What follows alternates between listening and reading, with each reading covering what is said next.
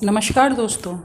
हमारी आज की कहानी एक ऐसे 7 भाइयों की है जो अपनी ही बहन को मारकर उसका मांस खाते हैं। लेकिन ऐसा क्या हुआ होगा जो कोई भी भाई अपनी बहन का मांस कैसे खा सकता है? इसी बात को जानने के लिए आइए हम यह कहानी शुरू करते हैं। पुराने ज़माने की बात है। एक गांव में एक परिवार रहा करता था। उसमें 7 लड़के और एक लड़की थी। माता पिता जल्दी गुजर गए थे तो बच्चों ने भी व्यवहारिक काम जल्दी सीख लिए। शुरू में सबको गुजारा चलाने में काफ़ी परेशानी आई, लेकिन समय के चलते सब कुछ आसान होने लगा।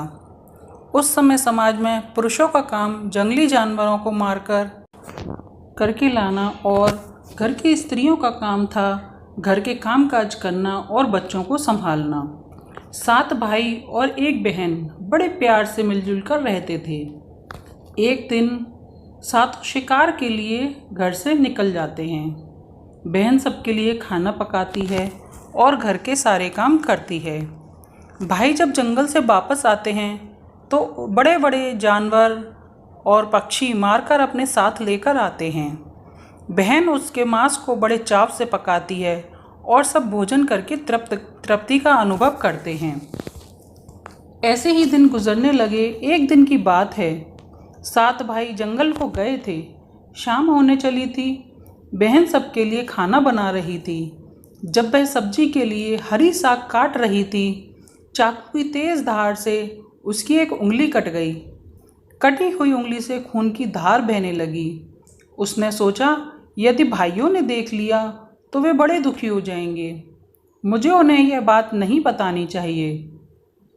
उसने बहते हुए खून को अपनी ओढ़नी से पोंछना चाहा, लेकिन उसे लगा कि भाई देख लेंगे। फिर उसने दीवार पर पोंछना चाहा। फिर उसे लगा कि यहाँ तो और अच्छी से दिखाई देगा। वह बेचैन होकर इधर उधर घूमने लगी। कोई ऐसी जगह नहीं मिली जहाँ उसका बहता खून भाइयों की दृष्टि से बच सके। अंत में वह कोई उपाय न देखकर उसने उसी साग से पोंछ लिया जिसकी वह सब्जी बनाने जा रही थी। शाम को भाई जंगल से वापस आए। बहन ने खाना परोसा। आज 7 भाइयों को खाना बड़ा स्वादिष्ट लगा। 7 अपनी उंगलियां चाटते रह गए। बहन की पाक कला की तारीफ की। अपनी तारीफ सुनकर बहन को भी बड़ी खुशी हुई। वह फूली न समाई। दिन भर के थके होने के कारण 7 भाई जल्दी सो गए। अगली सुबह रोज की तरह खाना खा पीकर 7 भाई जंगल की ओर निकल पड़े। जब शिकार तलाशते तलाशते थक गए, सभी एक पेड़ के नीचे बैठकर आराम करने लगे। बातों ही बातों में रात के भोजन की, बहन के द्वारा बनाई गई साग सब्जी की बातें चलने लगीं। सब कह रहे थे कि इतनी स्वादिष्ट सब्जी तो आज तक नहीं खाई। सबने तय किया कि आज उसके बारे में बहन से ज़रूर पूछेंगे और जान लेंगे कि उसने साग में क्या क्या मिलाया था। शाम को 7 भाइयों ने दोबारा अपनी बहन की पाक कुशलता की तारीफ करते हुए पूछा, प्यारी बहन, कल रात के साग में तुमने क्या क्या मिलाया था? बहन बताना नहीं चाहती थी। वह सोच रही थी कि अगर मैं इन्हें बताऊंगी कि मेरी उंगली कट गई तो वे सभी बड़े दुखी होंगे। इसलिए उसने जवाब में कहा, कुछ नहीं। बड़े भाई ने कहा, प्यारी बहन, तुम्हें बताना ही पड़ेगा। मैं जानना चाहता हूँ कि हमारी बहन ने इतना स्वादिष्ट साग कैसे बनाया। तुम्हें मेरी सौगंध है। बड़े भाई का सब सम्मान करते थे। बहन को सच बोलना ही पड़ा। उसने धीरे धीरे सारी बात बताते हुए कहा, बस इतना ही, अपना खून मिला दिया था और कुछ नहीं। यह सुनकर 6 भाइयों के मन में एक कुटिल ख्याल आया। वे सोचने लगे, इसकी कुछ खून की कुछ बूंदें इतनी स्वादिष्ट हैं तो इसका मांस कितना स्वादिष्ट होगा। रात के खाने के बाद 7 भाई सोने के लिए चले गए। 7 में फिर उसी बात पर चर्चा छिड़ गई। बड़ा भाई कहने लगा, अरे खून की कुछ बूंदें इतनी स्वादिष्ट हैं तो शरीर का मांस कितना स्वादिष्ट होगा। सबने बड़े भाई की बात में हाँ मिलाया। अगले दिन शिकार के लिए जाते समय 7 ने यह योजना बनाई कि बहन को मारकर उसका मांस खाएंगे। खूब स्वादिष्ट होगा। 7वें भाई को अपने बड़े भाइयों की युक्ति बिल्कुल भी उचित नहीं लगी। वह अपनी प्यारी बहन को बचाने के लिए बेचैन हो उठा। वह खुलकर इसका विरोध नहीं कर सकता था क्योंकि 6 भाई एक तरफ थे। शिकार करने के बाद सभी भाइयों ने मिलकर एक टीले पर बांस की एक चांग बनाई। उसकी योजना थी कि बहन को फुसलाकर यहाँ लाएंगे और तीर मारकर उसकी हत्या कर देंगे और फिर उसका स्वादिष्ट मांस खाएंगे। अगले ही दिन बड़े भाई ने बहन से कहा, प्यारी बहन, तुम बड़ी हो गई हो, अब तुम्हारी शादी के लायक उम्र हो गई है। मैंने तुम्हारे लिए एक सुंदर से वर की तलाश की है। आज हम उसको घर देखने चलेंगे। तुम्हें भी सज धज कर हमारे साथ चलना होगा। बहन शादी की बात सुनकर बहुत खुश हुई। तुरंत तैयार होकर भाइयों के साथ चलने लगी। चलते चलते वह थक गई। वह बड़े भाइयों से पूछने लगी, मेरा ससुराल अभी कितना दूर है भाई? बड़ा भाई बोला, अभी बस पहुंचने ही वाले हैं। दूर से टीला दिखाई दे रहा था। उन्होंने उस टीले पर बने हुए चांग को दिखाते हुए अपनी बहन से कहा, वह देखो तुम्हारा ससुराल जहां तुम राज करोगी। यह सुनकर बहन बड़ी आनंदित हो गई। चांग पर पहुंचते ही बड़े भाई ने अन्य भाइयों को बहन को चांग पर खड़ी करके रस्सी से बांधने का आदेश दिया। सभी भाई मिलकर फुर्ती से बहन को बांधने लगे। बहन असहाय थी। अपने सभी भाइयों को हत्यारे के रूप में देखकर बहन का हृदय हाहाकार करने लगा। वह ईश्वर को याद करते हुए कहने लगी, हे ईश्वर, अब तुम ही मेरा सहारा हो। मेरे सातों भाई मेरी हत्या करना चाहते हैं। इनमें से एक भी ऐसा भाई नहीं है जिसके दिल में मेरे लिए दया और प्रेम हो। अपनी बहन की बातों से यह सातवां भाई द्रवीभूत हो उठा। बहन की पुकार पर वह तड़प कर रह गया, पर 6 भाइयों का प्रतिवाद करने का साहस नहीं जुटा पाया। बहन को अपनी निर्ममता से बांधने के बाद बड़े भाई ने सबको बारी बारी से उस पर बाण से प्रहार करने का आदेश दिया। बड़ा भाई हाथों में धनुष बाण लेकर जब प्रहार करने को तैयार हुआ, तब बहन भाई के सामने हाथ जोड़कर करुण स्वर में गाने लगी, मारो मारो भैया छाती में लक्ष्य करके, छाती में लक्ष्य करके, तुम्हारा तीर तुम्हारे धनुष जंगल को जाएगा भैया। मारो मारो भैया छाती में लक्ष्य करके, छाती में लक्ष्य करके, छाती में लक्ष्य करके। भाई के कठोरता दिखाते हुए तीर चलाया और लेकिन उसका निशाना विफल हो गया। उसके बाद दूसरा भाई तीर मारने को तैयार हुआ। बहन ने उसके आगे भी हाथ जोड़कर वही करुण गीत गाया। उसका भी निशाना चूक गया। इसी तरह सभी भाइयों ने बारी बारी बहन की छाती में लक्ष्य करके तीर मारने की कोशिश की। बहन हर बार यही गीत दोहराती रही। 6 भाई लक्ष्य भेद करने में असफल रहे। अब 7वें की बारी आई। 6 भाई उससे कहने लगे, पूरी ताकत से तीर चलाना, बहन को एक ही बार में ढेर करना है। यदि तुम्हारा निशाना चूक गया तो तुम जिंदा नहीं बचोगे। हम सब मिलकर तुम्हें मार देंगे। बहन ने छोटे भाई की जान खतरे में पड़ते देखा। उसने अपनी जान न्यौछावर करके उसे बचाने का निश्चय किया। वह ईश्वर से प्रार्थना करने लगी, हे ईश्वर, मेरे भाई का तीर मेरी छाती को भेदने में सफल हो जाए।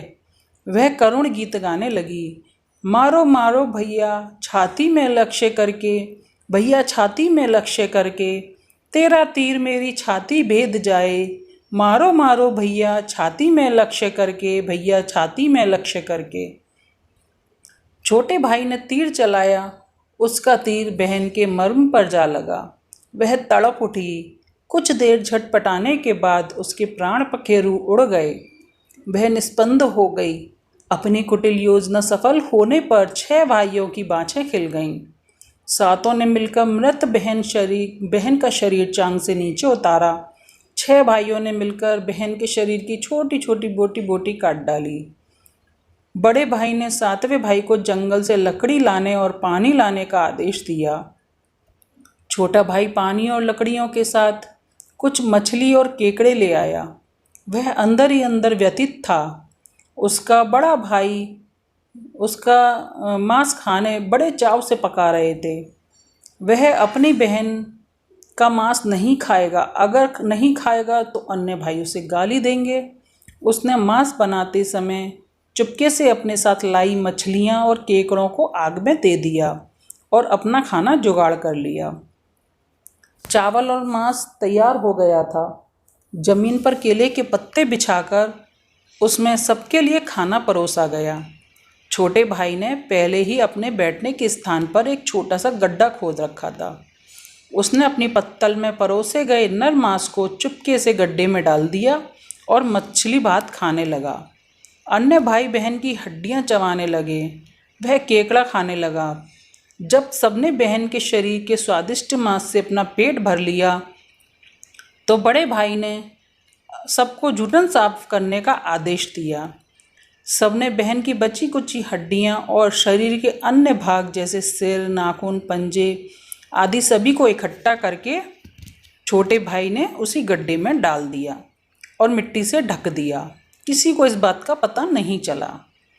कुछ समय बाद उस स्थान पर बांस का एक पौधा उगाया। धीरे धीरे वहाँ बांसों का झुरमुट लग गया। एक बार कहीं से एक संत आए और उसी बांस की झुरमुट तले छुपकर मल त्याग करने लगे। उसी समय आकाशवाणी हुई, संत दुर्गंध आ रही है, संत दुर्गंध आ रही है। बार बार यह आकाशवाणी सुनने लगी तो संत बड़े झटपटाने लगे। उस स्थान को साफ किया। उन्होंने झुरमुट में से एक बांस को काटा और अपने साथ ले गए। उस बांस में से उन्होंने एक केंद्रा, एक पुराना वाद्य यंत्र बनाया। वे उसे बजा बजा कर दिन भर लोगों के घर जाकर भिक्षा मांगते थे और बदले में खूब सारा उपदेश देते थे। एक दिन संत भिक्षा के लिए बड़े भाई के द्वार पर गए। तब तक 6 भाइयों का विवाह हो चुका था। केवल 7वां कुंवारा था। ज्यों ही संत ने बड़े भाई के आंगन में कदम रखा त्यों ही संत का केंद्रा स्वयं बोल पड़ा, नहीं बजो रे केंद्रा, नहीं बजो रे केंद्रा, यही है दुश्मन सबसे बड़ा। बड़े भाई के घर नहीं बजो रे केंद्रा, दया प्रेम सब छोड़कर रिश्तों में यही दाग लगाया। नहीं बजो रे केंद्रा, यही है दुश्मन सबसे बड़ा। बड़े भाई के घर नहीं बजो रे केंद्रा। योगी के बाजे से निकलकर ऐसी आवाज़ आ रही थी, वह बड़े रुदन से बड़े भाई के पसीने छूट पड़े। उसने अपनी पत्नी से योगी को तुरंत भिक्षा देकर विदा करने को कहा। इसी तरह योगी बारी बारी 6 भाइयों के द्वार पर उपस्थित हुए। उनके आंगन में कदम रखते ही केंद्रा स्वयं से यही गीत गाने लगता। उन्होंने भी अपनी पत्नी को तुरंत ही कुछ भिक्षा देकर उस योगी को विदा करने के लिए कहा।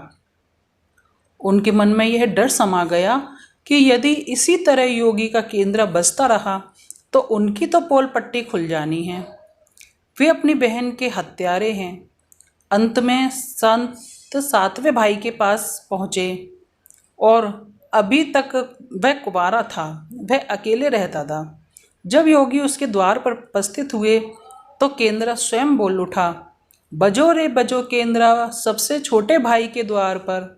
मन की बात मन में छिपाकर युग युग से रहा है अंतर में।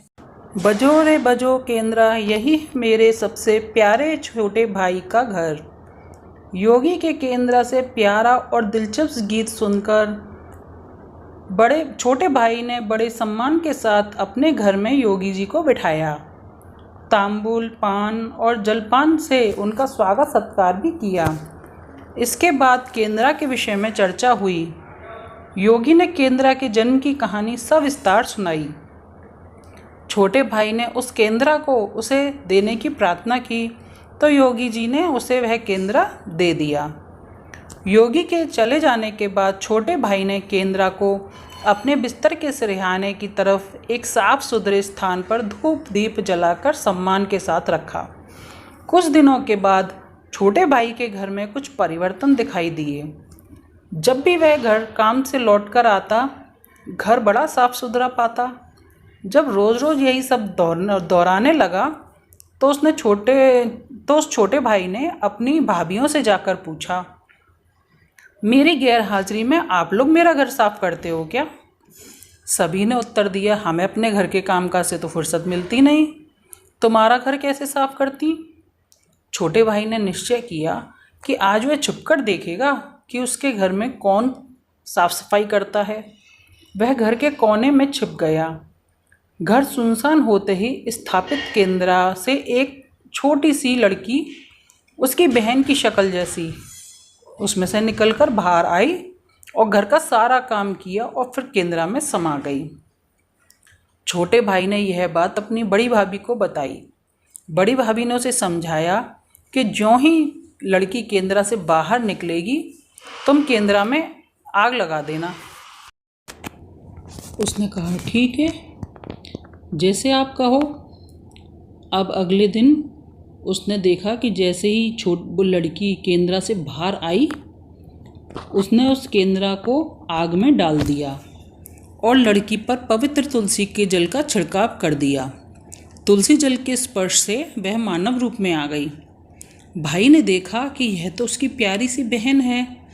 उसने अपनी बहन को गले से लगा लिया और दोनों भाई बहन बड़े प्यार से जीवन बिताने लगे। दोस्तों, इस कहानी से सीख मिलती है, निस्वार्थ प्रेम ही रिश्तों को बनाए रखता है। रिश्तों को कलंकित करने वाले कभी छुप नहीं सकते। तो दोस्तों, आपको यह कहानी कैसी लगी? अच्छी लगी हो तो लाइक करें, शेयर करें और सब्सक्राइब करें। धन्यवाद।